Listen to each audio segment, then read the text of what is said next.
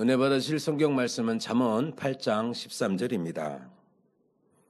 여호와를 경외하는 것은 악을 미워하는 것이라. 나는 교만과 거만과 악한 행실과 패역한 입을 미워하느니라. 아멘. 3대대 대대교구장이신 이미영 목사님께서 악을 미워하는 것 세 번째 말씀을 증거해 주시겠습니다. 악을 미워하는 것, 이 말씀은 믿음의 성장을 이루고 영의 사람이 되기 위해서는 꼭 필요한 말씀입니다. 그런데 이 악을 신속히 버리려면 먼저 내게 어떤 악이 있는지, 그 근본에 어떠한 것이 있는지 알아야 합니다. 그래서 지난 시간에는 자기 합리화라는 말씀을 통해 나와 함께 태어나 자라고 자기화되어 악을 악으로 인식하지 못하거나 발견해도 미워하지 않고 있는 자신의 악에 대해 살펴보았습니다. 그리고 반석에 서지 못하는 9가지 악이 얼마나 무익하며 나쁜지 살펴보며 반석에 서지 못하는 9가지 악 중에 5번째 악까지 말씀드렸습니다. 첫 번째는 혈기이고요. 두 번째는 감정입니다. 감정이란 마음 안에 있는 다양한 비진리가 느낌과 함께 올라오는 것으로 혈기보다 포괄적인 개념이라 했습니다. 대표적으로 불편함과 서운함에 대해 말씀드렸지요. 세 번째, 미움, 시기, 질투. 네 번째, 거짓과 속이는 마음. 거짓과 속이는 것은 다 자기의 유익을 구하는 마음에서 나옵니다. 5번째, 판단에 대해 말씀드렸습니다. 대개 사람은 자기 생각이나 지식 또는 자기 보기의 선과 의를 기준으로 판단합니다. 이런 악을 발견하여 벗어버려야 한다 말씀드렸습니다. 사랑하는 성도 여러분, 믿음 있는 성도님들이라면 이 세상에 더없는 부귀와 영화보다 영원한 하나님 나라를 사모하며 영과 온영의 삶을 이루기 위해 달려갈 것입니다. 우리의 목표는 단순히 열심히 하는 것이 아니라 창조주이신 아버지 하나님을 닮는 참된 성품을 이루는 것입니다. 그러기 위해서 우리는 쉬지 않고 기도하며 믿음의 성장을 갈망하고 때로는 금식하고 때로는 눈물로 회개하며 변화되기를 힘쓰고 있습니다. 그러나 기억해야 할 진리가 있습니다. 온전한 변화는 잠깐의 노력으로 어느 순간에 갑자기 이루어지는 것이 아니라 죄와 악을 미워하고 버리기 위해 지속적이고 치열한 싸움 속에서 이루어진다는 사실입니다. 사람은 죄 가운데 태어났고 죄 가운데 자라며 죄를 죄로 여기지 않던 오랜 세월의 습관 속에 살아왔습니다. 우리의 성품은 시간이 지난다고 해서 자연적으로 선을 행하는 것이 아니라 오히려 악을 향하여 가기 쉽습니다.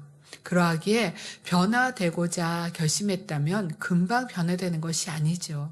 사도 바울이 히브리서 12장 4절에 고백했던 것처럼 죄와 싸우되 피 흘리기까지 대항하지 아니하고는 온전한 변화를 이룰 수 없습니다. 우리는 당회자님께서 지난주에 죄를 어떻게 버렸는지라고 말씀을 해주시면서 어린 시절 이야기를 하셨습니다.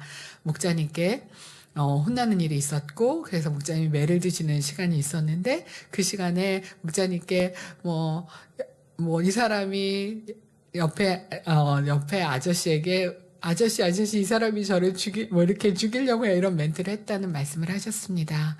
여러분, 당회자님은 그 시간을 잘 기억하지 못하십니다. 저는 5살이 많았기 때문에 제가 6, 7, 10살, 11살 때였기 때문에 정확히 기억을 해요. 근데 왜 혼났는지는 기억을 잘 못하고요.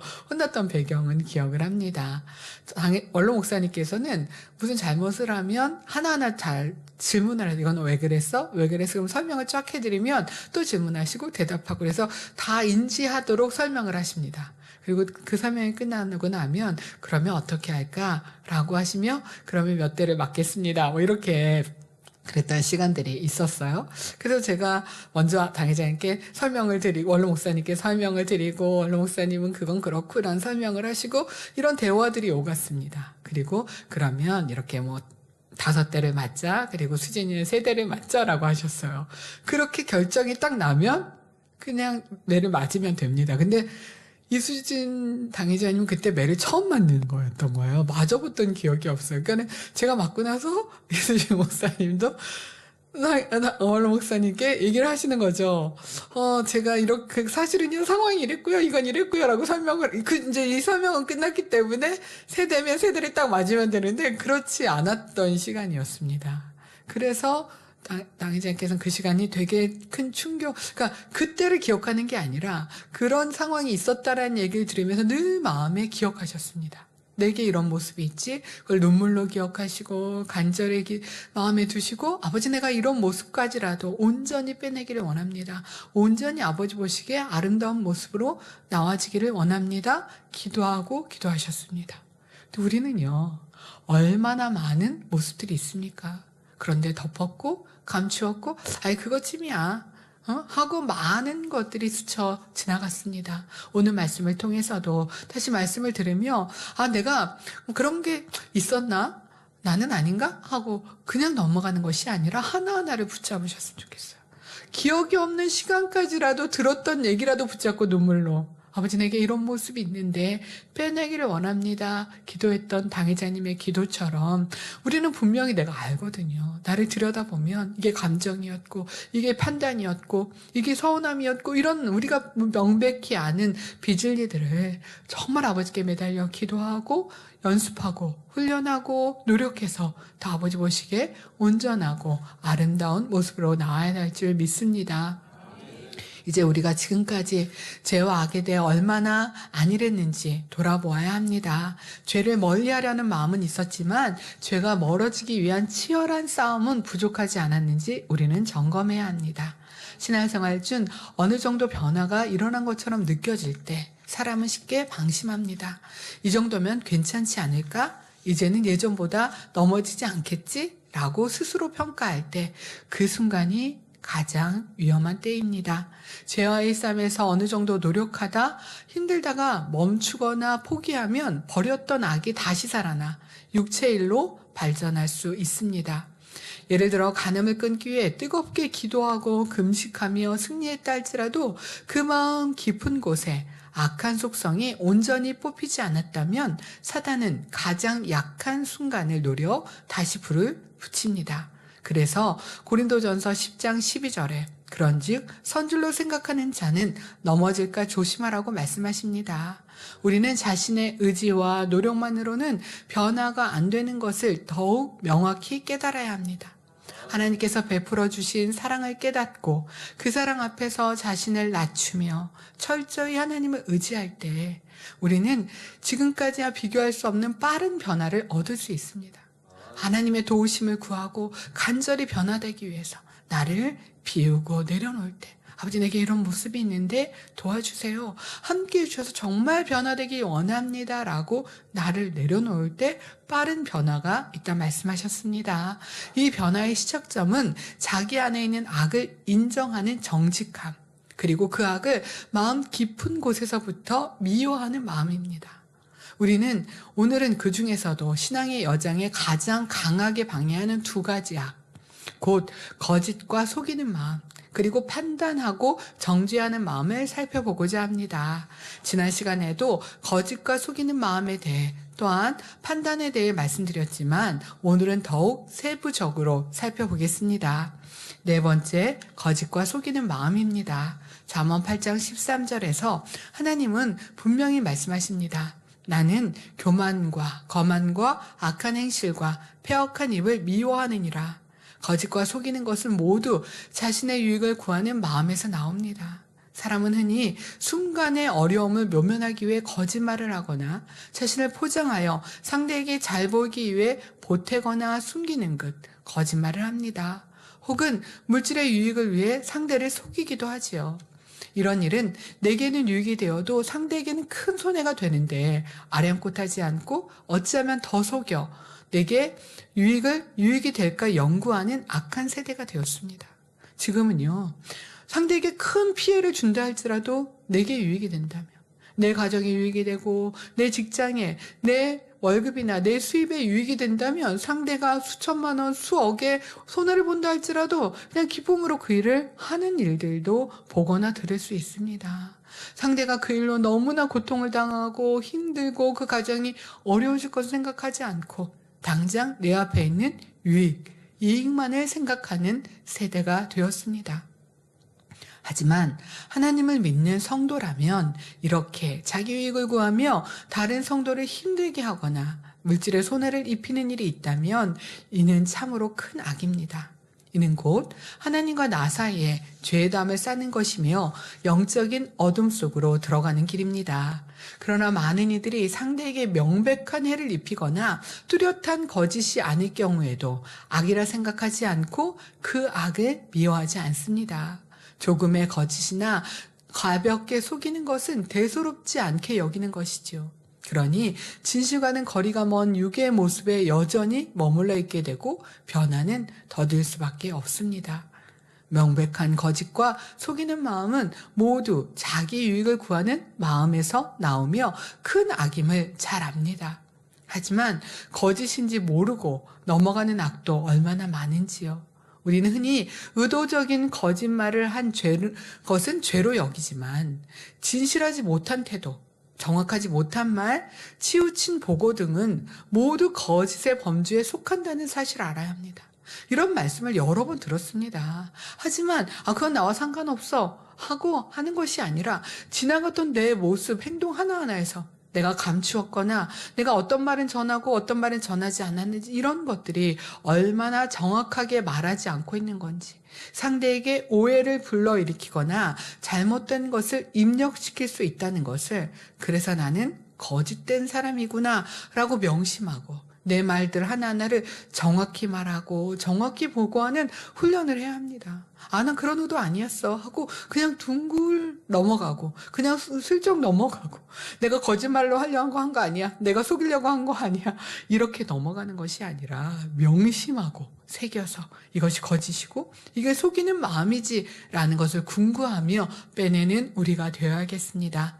예를 들어 어떤 분이 전화해 주셔서 주시는 꿈을 꿨습니다. 그러니까 너무 행복한 대대 교구자님께 또 교구자님께 또 사랑하는 사람에게 전화를 받는 꿈을 꿨습니다. 그럼 얘기할 때 정확하게 어떻게 해요? 꿈이라는 얘기를 해야 하는데 꿈이라는 얘기는 쏙 빼고 어떤 분이 전화해 주셨는데 축복받을 거라고 말씀해 주셨어요. 이것도 거짓입니다.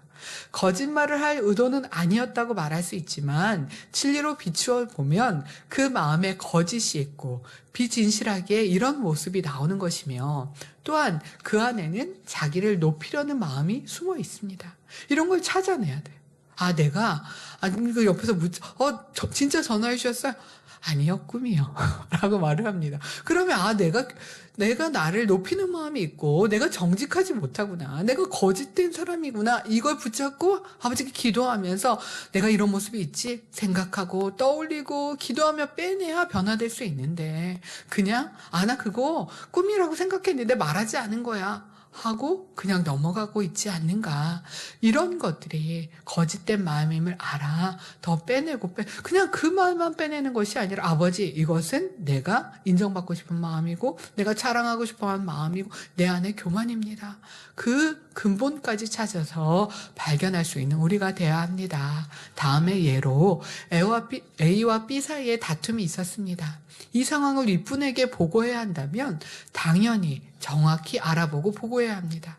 양쪽 입장을 다 들어보고 치우침 없이 객관적으로 보고해야 하는데 그렇지 않습니다. 이 말씀 우리 참 많이 들었습니다. A, B 양쪽을 다 듣고 제가 본 원로 목사님은 제가 본 당회자님은 늘 A와 B를 분명히 확인하고 그리고 그것에 대해서 분별하셨습니다. 그리고 저에게도 물으세요.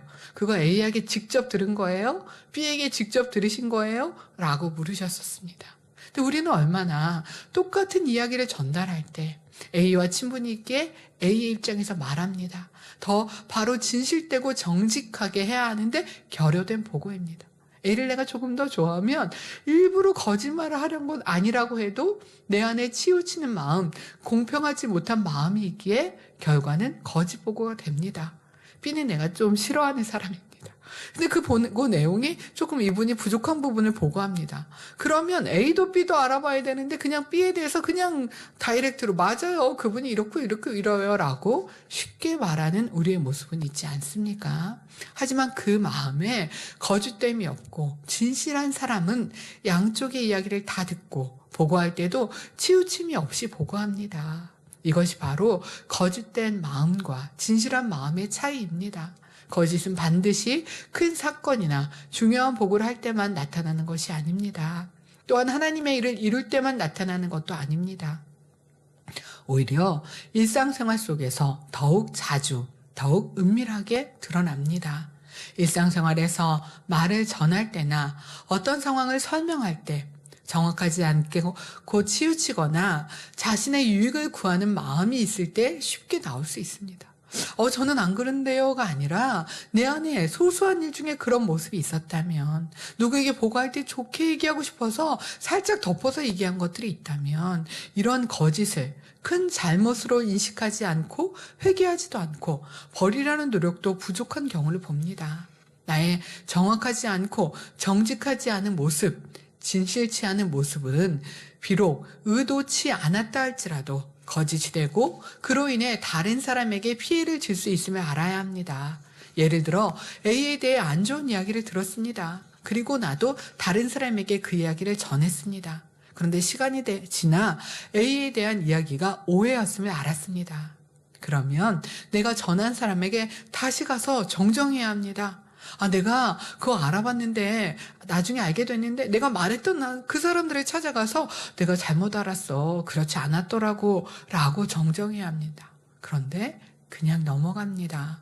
내가 말을 지어낸 것도 아닌데 난 들은 말을 전한 건데 하며 자신의 잘못 전달한 말을 바로잡지 않습니다. 이는 얼마나 많은 죄를 쌓는 것입니까? 내가 직접 본 것이 아니라면 남의 험담에 귀 기울이지 말아야 하는데 들었고 판단도 했습니다. 이는 들은 귀와 판단하는 생각의 문제입니다. 또 그것을 남에게 전했으며 잘못된 것을 알면서도 정정하지 않았다면 상대를 나쁜 사람으로 만들었습니다. 이런 회개는 수근수근하는 죄이며 다른 사람에게 판단하게 이끄는 죄이고 진실하지 못한 죄입니다. 이런 일을 우리 주변에서 참으로 많이 일어납니다. 근데 상황을 바꿔서요, 내 말을 상대가 잘못 알고 막 퍼뜨리고 전했다면 여러분 어떠시겠습니까? 아유, 그런 의도 아니었어. 그러니까 뭐 전해질 수도 있지. 이렇게 생각하시겠습니까? 속상하지 않을까요? 마음 아프지 않을까요? 정말 배려하는 사람, 상대를 생각하는 사람이라면 내가 그 말을 함이 너무 민망하고 너무 죄송해서 이제는 말을 옮기지 않는 사람이 될 뿐 아니라 했던 말들도 찾아서 내가 그렇게 잘못 전했어요. 그런 내용이 아니었어요. 라고 찾아서 전할 수 있는 사람이 되어야 할 것입니다. 그러니 비진리는 듣지도 말고 나쁜 말은 전하지도 말아야 합니다. 교회 안에서 자기의 유익을 위해 인정받기 위해 거짓과 속이는 경우들이 있습니다. 예전에 윗분에게 인정받고 사랑받는 것처럼 윗분의 이름을 팔아 말하는 이들도 있었는데 이는 굉장히 큰 죄임을 알아야 합니다. 지금 내가 드러나지 않아서 그렇지 윗분이 나를 잘 알고 계시고 귀히 여기고 계신다. 이후에 보면 나를 높이실 것이다 라고 말합니다. 그렇게 윗분의 이름을 팔아 자신을 높인 후 돈을 빌리거나 미혹하는 경우도 있었습니다. 이제는 이런 거짓에 속아 넘어가는 성도님들이 한 분도 없어야 합니다. 또한 이런 일에 넘어가는 일이 없도록 영적 분별력을 가져야 합니다. 진정으로 윗분이 인정하는 사람은 그것을 자랑하지 않으며 오히려 겸손히 자신을 낮추는 모습을 보입니다. 정말 윗분을 사랑한다면 자기가 뭐 소중한 만남이 있었다? 시간이 있었다면 그것을 소중히 하지 막 그걸 드러내고 자랑하고 옮기고 전하지 않을 것입니다. 자기를 높이기 위해 권위 있는 사람의 이름을 함부로 사용하는 것은 그 자체로 큰 악입니다. 우리는 말을 전달할 때 항상 주의해야 합니다. 공지사항이나 필요한 내용을 전달할 때도 정확하지 않고 가감하여 전하니 처음 말한 내용과 달라지는 경우도 많고 전혀 다른 말이 되기도 합니다. 또 듣는 사람의 느낌이 가미되어 전달하니 오해를 낳기도 합니다. 이 사람이 안타까운 마음으로 권면했는데 이를 전할 때는 화를 많이 내셨다고 표현했다면 듣는 사람이 오해하기 쉽습니다. 이러한 부정확한 전달은 단순히 실수처럼 보일 수 있지만 그 안에는 정확하게 듣고 전달하려는 노력이 부족합니다. 상대에 대한 배려의 결핍이 숨어 있습니다. 말을 전할 때는 원래의 의도와 뉘앙스까지 정확히 전달하려는 노력을 해야 하며 자신의 감정이나 해석을 덧붙이지 말아야 합니다. 자신의 공을 드러내고자 실적을 보태서 보고하거나 불리한 것을 줄이거나 없는 것처럼 보고한다면 이 또한 거짓과 속이는 마음이 있기 때문입니다.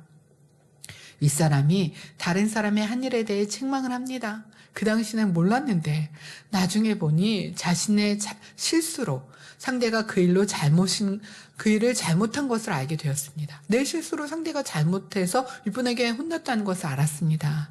그러면 나중에라도 사실대로 말해야 하는데 제가 잘못했어요. 저 때문에 그 일들이 일어났습니다. 이렇게 말하는 것이 진실입니다. 그런데 시간이 지났으니까 하며 자신의 실수를 말하지 않는다면 이 또한 속이는 마음이며 나로 인해 상대에게 해가 되었는데도 정정하지 않는 악을 더한 것입니다. 정말 선한 사람이 있어서 자기가 잘못한 것을 상대가 오히려 혼났는데 죄송해요. 그건 제가 잘못했어요. 말을 한다면 그런 사람을 볼 때 윗분의 마음이 얼마나 기억된 바 되고 감동이 되겠습니까? 아, 진실한 사람이구나 라고 느끼지 않겠습니까? 그것을 덮어버리는 것이 아니라 내 안에 정확하게 보고하고 정확하게 전달하는 우리의 모습이 되어야 할 것입니다. 이는 단순히 자신의 체면을 지키려는 마음에서 나온 것이지만 그 결과는 무모한 사람에게 억울함을 안겨주고 진실을 왜곡하는 큰 죄가 됩니다. 자신의 잘못을 인정하는 것이 부끄럽고 어려울지라도 그것이 진실을 바로잡는 길이며 상대에 대한 최소한의 의무입니다. 특히 우리는 교회와 교회의 머리를 속이려 하는 것은 곧 하나님을 속이려 하는 것과 같다는 사실을 알아야 합니다. 당장은 속인 것 같고 무탈하게 넘어간 것 같아도 하나님이 다 알고 계시기에 결국 시험 환난으로 오고 죄의 담이 만드는 것이니 언젠가는 반드시 회개해야 합니다. 성경은 사람이 무엇으로 심든지 그대로 거두리라고 말씀합니다. 거짓을 심으면 거짓을 거두고 속임을 심으면 속임을 당하게 됩니다. 하나님은 외모를 보시는 분이 아니라 중심을 보시는 분입니다. 사람의 눈에는 숨길 수 있는지 몰라도 하나님 앞에서는 모든 것이 드러납니다. 히브리서 4장 13절에 지으신 것이 하나도 그 앞에 나타나지 않음이 없고 오직 만물이 우리를 상관하시는 자의 눈 앞에 벌거벗은 것 같이 드러나느니라고 말씀합니다. 그러므로 아무리 사소한 것이라도 속이려는 마음, 거짓말을 하거나 숨기려는 마음 자체가 없어야 합니다. 자신의 말과 생각, 행함이 진실인지 항상 돌아보아야 합니다. 매 순간 자신에게 질문해야 합니다. 지금 내가 하는 말이 정확한가? 내가 전하는 이야기가 나의 감정이나 편견이 섞여 있지는 않는가? 내가 보고하는 내용이 객관적이고 공평한가? 내가 숨기려 하는 것은 없는가? 진실한 사람이 되기 위해서는 끊임없이 자기 성찰과 훈련이 필요합니다. 작은 거짓도 용납하지 않는 엄격함, 정확하게 말하려는 노력, 공평하게 보려는 태도, 자기 유익보다 진실을 우선시하는 마음이 있어야 합니다. 이것이 바로 영적으로 성숙된 사람의 모습이며 하나님께서 기뻐하시는 참된 자녀의 모습입니다. 우리는 지금 틀린 문제 풀기를 하고 있습니다. 많은 성도님들이 고백하십니다. 아, 내가 이렇게 판단하였고 내가 이렇게 문제가 틀렸는데 상대가 말하면 감정을 가지고 불편함을 가졌는데 제가 틀렸다는 것을 압니다. 그래서 그 일이 오기 전에 기도합니다. 내가 이제는 더 따뜻하게 해야지, 내가 더 선하게 해야지 기억하고 기도하고 그 일을 만날 때 정확한 답을 쓰려고 노력합니다. 이런 고백을 하는 많은 성도님들이 봅니다. 이번 주에도 신방하는데 어느 일꾼이 그런 얘기를 합니다. 자기가 업무가 많이 피곤할 때 남편이 전화를 한대요. 그러면 속상하고 힘들대요. 나 이렇게 힘든 것도 몰라주고 내 마음도 몰라주고 그래서 짜증스럽고 퉁명스럽게 답을 합니다. 그리고 난 또 틀렸구나. 오늘도 나는 틀렸구나 라는 기도를 했다고 합니다. 아버지 안 틀리게 해주세요. 남편은 걱정이 돼서 전화해 주는 건데 그럴 때 내가 따뜻하게 말았더라면 좋을 텐데 제가 오늘 틀렸어요. 오늘 피곤해서 짜증스럽게 말했어요. 나 피곤한 것도 내 마음도 몰라주나 생각했어요. 이 틀린 문제를 그날 집에 갔습니다. 남편이 약간 퉁명스러운 모습으로 있는데 당신이 전화해줘서 너무 고마웠어요. 이렇게 당신 얼굴 보니 힘이 나요. 라고 따뜻하게 고백했다라는 간증을 들을 수 있었습니다. 그리고 마음에 기억한대요. 또 자기가 너무 힘든 시간에 남편이 전화할 수 있는데 그럴 때 나를 사랑해서 전화해주는 거지 나한테 미안해서 전화해주는 거지 라고 고맙게 따뜻하게 표현해야지라는 간증을 들을 수 있었습니다. 우리는 순간순간 내 입장에 생각합니다. 내가 피곤한데, 내가 힘든데, 그러나 기도하니 성령님께서 너가 틀렸단다 이렇게 대답해야 돼 라고 알려주십니다. 그런 하나하나를 붙잡고 더 성령의 음성 가운데 내 안에 속이는 마음, 거짓은 있지 않는가 더 정확하게 진실하게 말하고 표현하는 우리가 되어야 될 것입니다.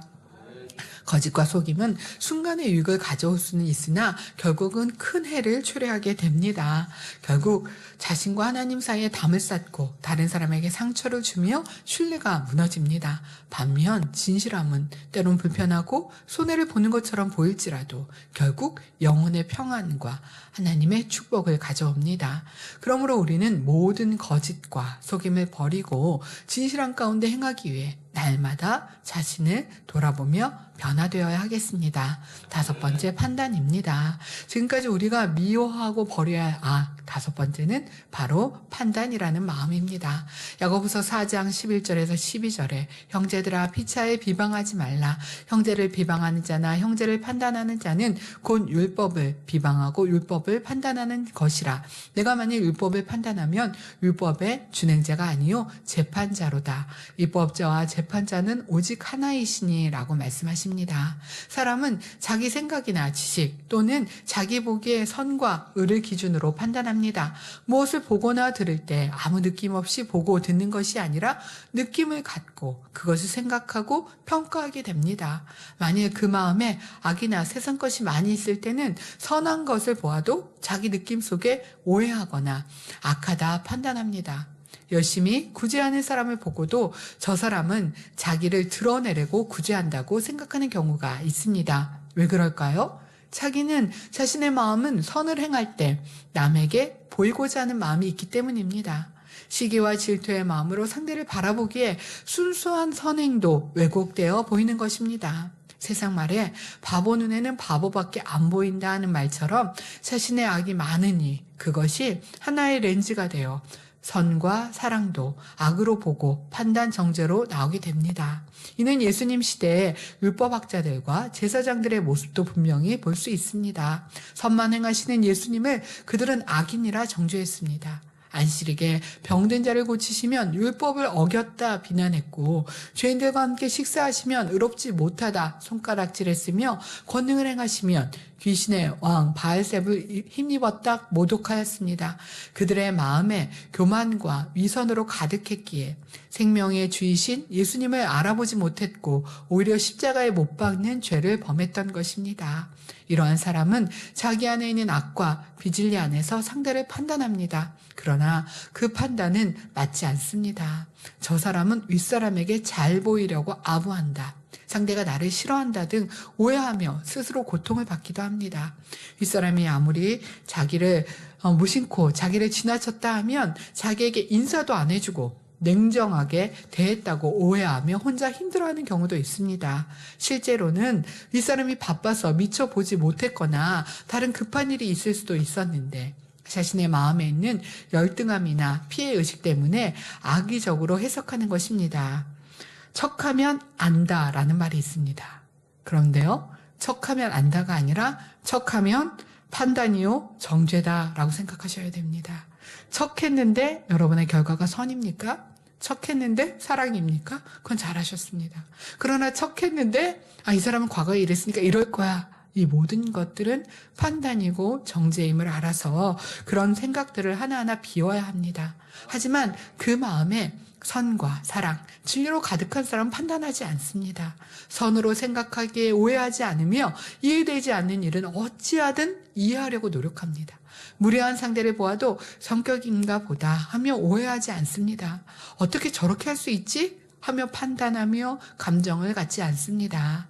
예를 들어 앞으로 오던 일꾼이 인사하지 않고 저쪽으로 가버린다 해도 마음에 선한 사람은 급한 일이 있나 보다, 생각이 많아 미처 보지 못했나 보다 하며 선으로 여깁니다. 여러분, 너무 잘 아는 사람이 훅 지나갔는데 급한 일이 있었나 보다, 미처 날 보지 못했나 보다 이렇게 생각하면 얼마나 좋겠습니까? 근데 그 생각이 바로 안 나와요. 불편한가? 무슨 일 있었나? 왜 날 못 본 척하지? 그거 어떻게 해야 돼요?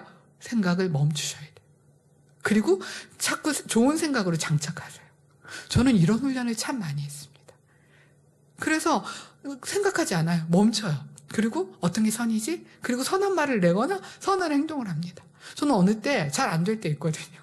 저건 아니지 않아요? 당회장님?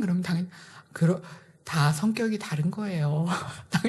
당회장께서는 다 건강이 달라요. 저는 이제 해내는데 못하면 저 사람 못하네요. 그럼 당연히 다 체력이 다른 거예요. 그러시면 제가 장착을 해요. 저한테. 성격이 다르지? 다 건강 상태가 다르지? 하고 그 선을 장착하고 저도 대입을 하는 노력을 합니다. 여러분도 마찬가지예요.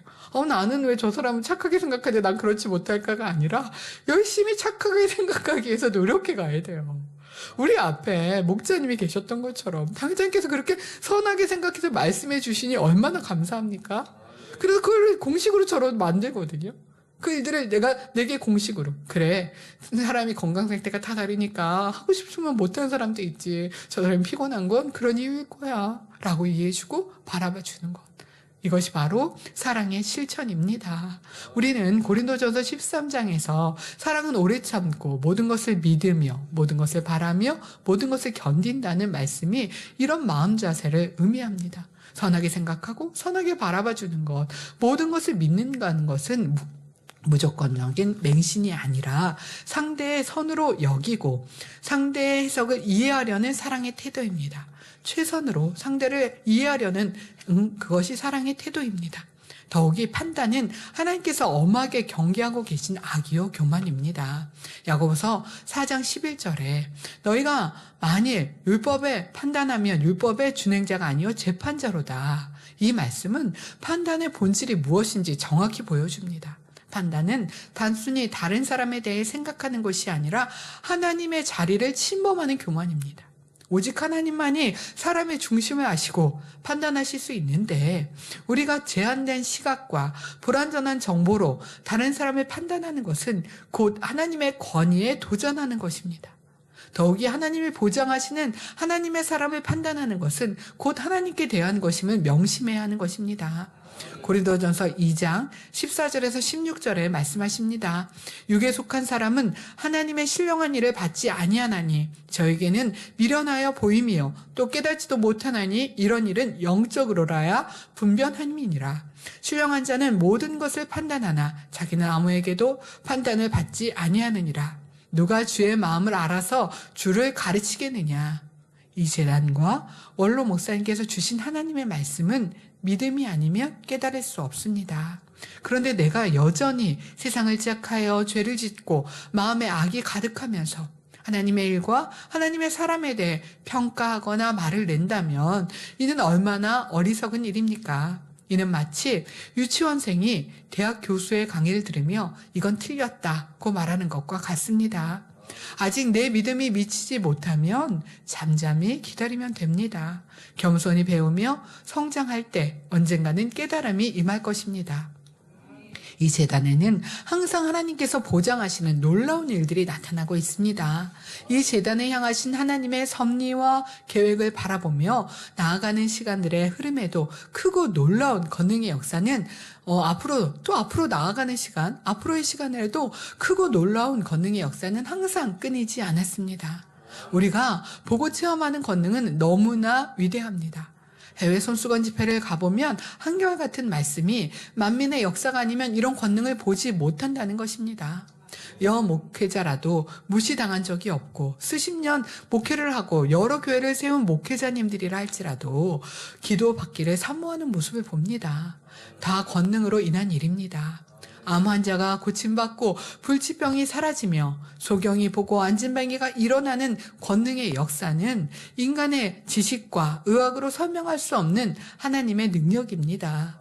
이런 명백한 증거들이 있음에도 불구하고 판단하고 의심한다면 이는 눈을 가리고 보지 않으려는 것과 같습니다. 이런 큰 권능을 행하시는 제단에 대해 자기 생각에 맞추어 맞다, 맞지 않다 하거나 이렇게 하는 것은 더 좋은데 한다면 이런 사람은 권능을 행하시는 당회자님보다 더 큰 권능이 나타나며 하나님의 보장하심이 임하는 것입니까? 결코 이런 죄는 없어야 합니다.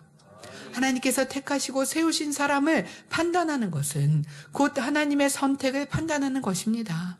모세를 판단했던 고라와 다단, 아비람의 결말을 기억해야 합니다. 그들은 땅이 갈라져 산채로 음부에 떨어졌습니다. 다윗을 판단했던 미갈은 평생 자녀를 낳지 못하는 저주를 받았습니다. 이처럼 하나님의 사람을 판단하는 것은 하나님의 진노를 사는 큰 죄입니다. 또 판단을 하면 대부분 수군거림과 헤아림, 비방과 정죄가 따르기에 죄의 죄를 쌓게 됩니다. 판단은 혼자만의 생각으로 끝나지 않습니다. 판단하는 마음이 있으면 자연스럽게 다른 사람과 나누고 싶어집니다. 너도 그렇게 생각하지 않니? 하고 동료를 구하기도 하고 자신의 판단을 정당화하기 위해 더 많은 부정적인 정보를 수집합니다. 특히 분별한다는 명목으로 다른 사람에 대해 이런저런 말을 하거나 이것은 진실이다, 믿을 수 있는 사람이 직접 보고 전하는 것이다 하며 안 좋은 말을 퍼뜨리는 것에 귀 기울는 사람이 되어서는 안 됩니다. 거짓을 들음으로 함께 판단하는 죄를 짓게 됩니다. 분별과 판단은 엄연히 다릅니다. 분별은 진리와 비진리를 구별하는 것이며 성령의 은사입니다. 하지만 판단은 사람의 동기와 중심을 재단하는 것으로 교만해서 나옵니다. 연단의 시간에 우리는 얼마나 남의 말을 듣고 동조하고 판단, 정죄했는지 알 수 있습니다. 하지만 시간이 지나고 교회가 평안하니 판단하지 않는다라고 생각하십니까?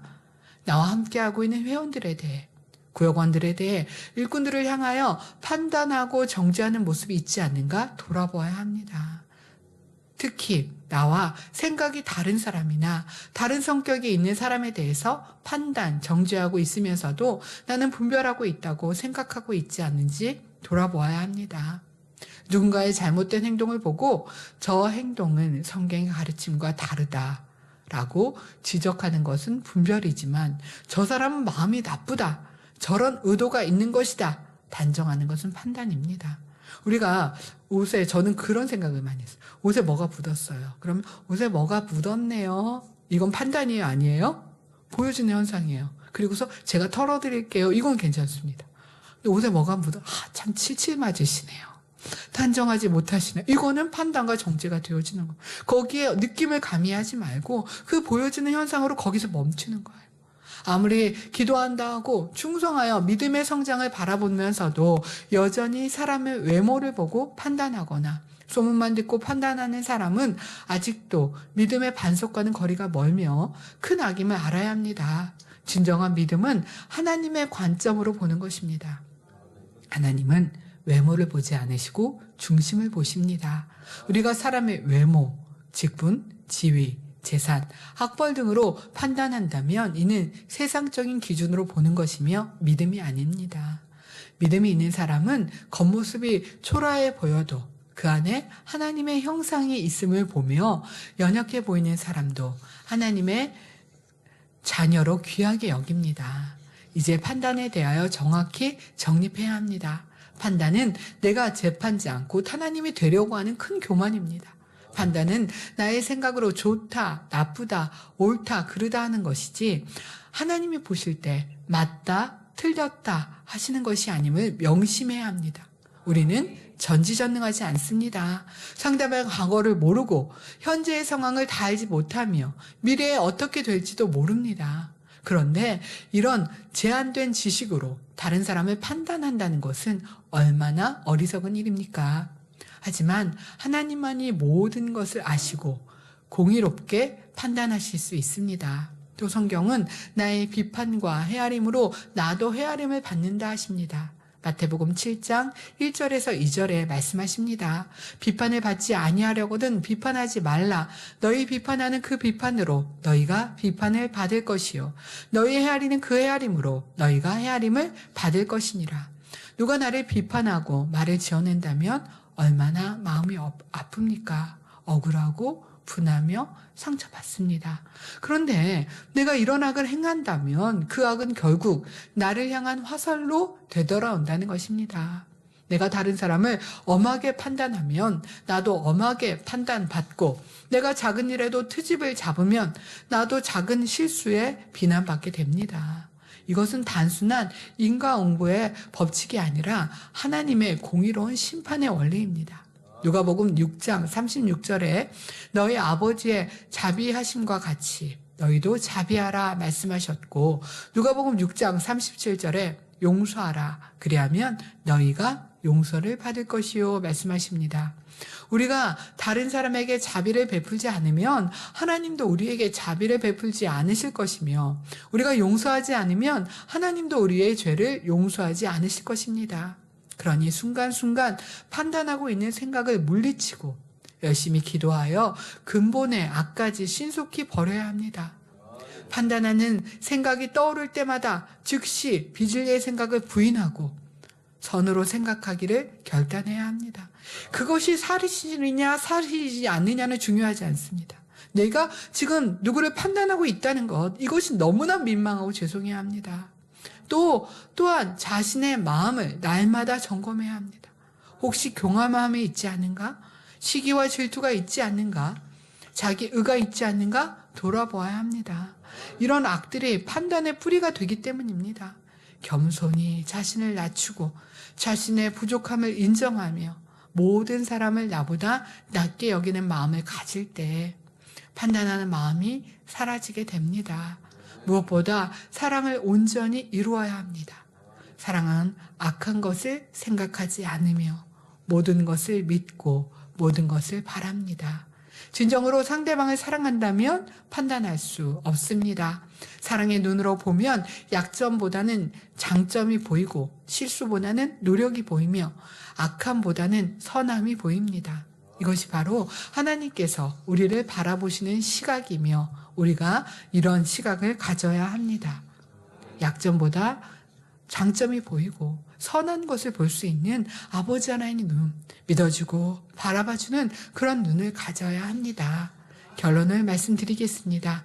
거짓과 속이는 마음, 판단과 정죄는 겉으로 드러날 때는 대부분 말로 나타납니다. 바로 거짓말이나 수군거림으로 나오지요. 그러니 거짓과 속이는 마음, 판단과 정죄를 벗어버리려면 먼저 말과 입술부터 새롭게 해야 합니다.